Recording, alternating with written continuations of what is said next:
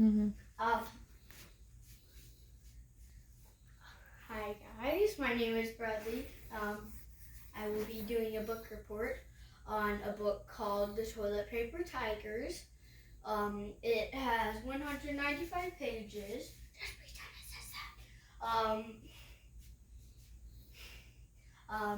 It is written from a kid named Corey Johnson's perspective, which means it's gonna be good. I like books that are written from kids' perspective, like Percy Jackson. The book is, so I just told you who the book was by. It's written by Gordon Corman, one of my favorite authors. In the book, the kids play baseball. The kids are on a baseball team named the Toilet Paper Tiger. The Feather Stop Tigers.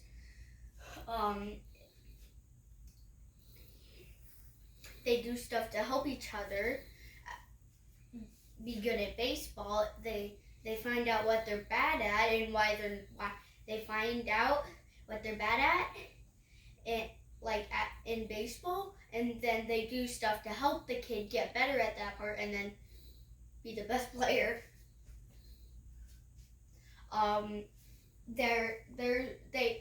There's one problem. Their professor, Pendergrass, by the way, their coach is technically a professor that studies particles and stuff like that.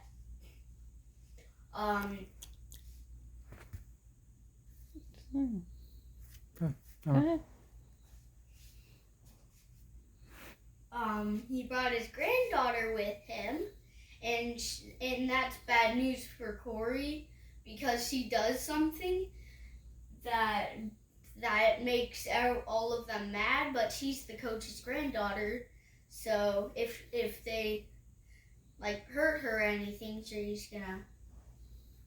they're gonna get kicked off the team. So it's hard for them to try to not be mad at Christy, the coach's granddaughter.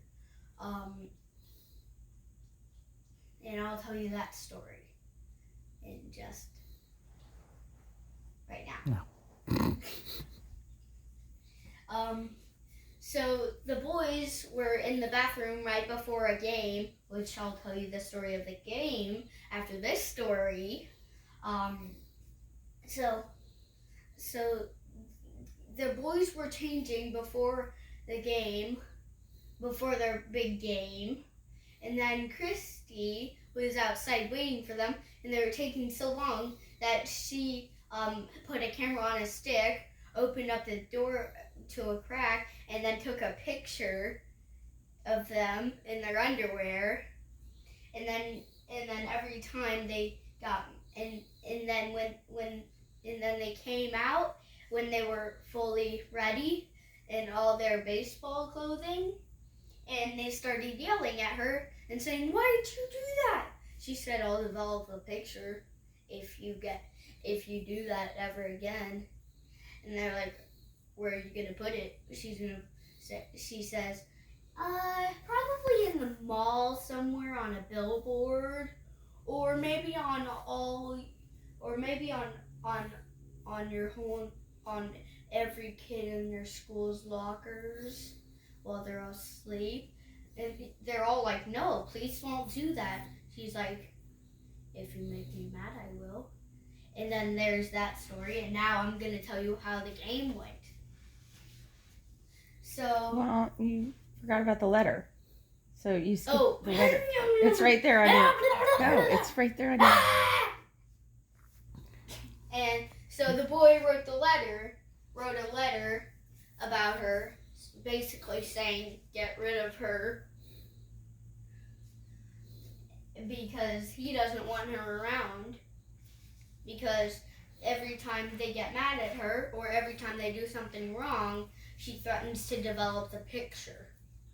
And then I'm going to tell you how the game went. They faced a team with the ace pitcher, and the ace pitcher is the best pitcher in the league, and he throws it so fast he can't even see it. But one kid has a secret move. He squats down like this, so the strike zone is so tiny, and then he gets a walk.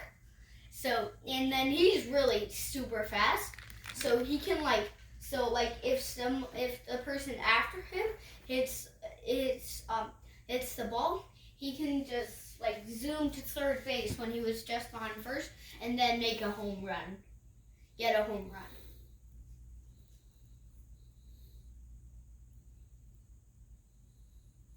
And that's how it went. Every single time that kid named Casper Howard got up, he got a walk. He squatted down, got a walk, and then burned up all the baselines to make it to third base, and then he would make a home run. So they won 5-13, and they won. And that was their last game, so they said all their goodbyes and said, hope to see you next season.